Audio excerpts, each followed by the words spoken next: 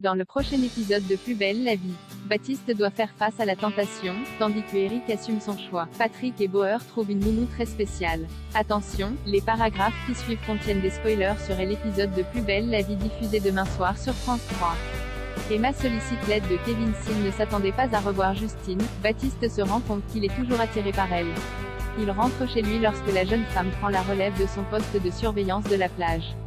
Le lendemain, Baptiste se prend la tête avec Emma car cette dernière privilégie sa recherche d'emploi plutôt que de passer du temps avec Mathis qu'elle a inscrit au centre de loisirs. Baptiste retrouve ensuite Justine sur la plage.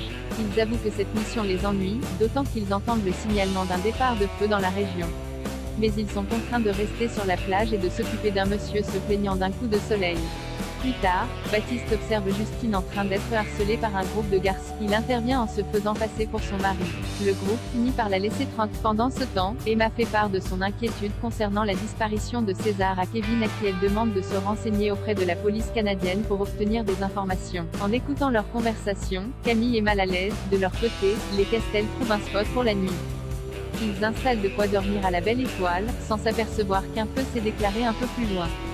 Yolande devient nounou. Jean-Paul et Patrick décident de confier leurs enfants à Yolande. Ils sont toutefois un peu inquiets car cette dernière a consommé de l'herbe juste avant.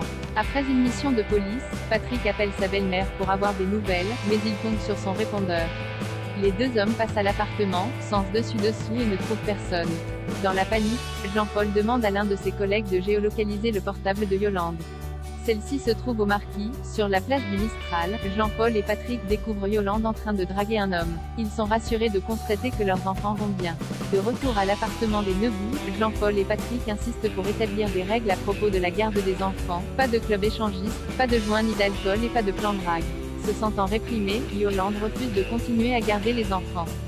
Eric assume son choix. Eric et Simon profitent d'une baignade d'un petit coin paradisiaque. Après quoi, Eric doit passer au commissariat pour signer sa démission.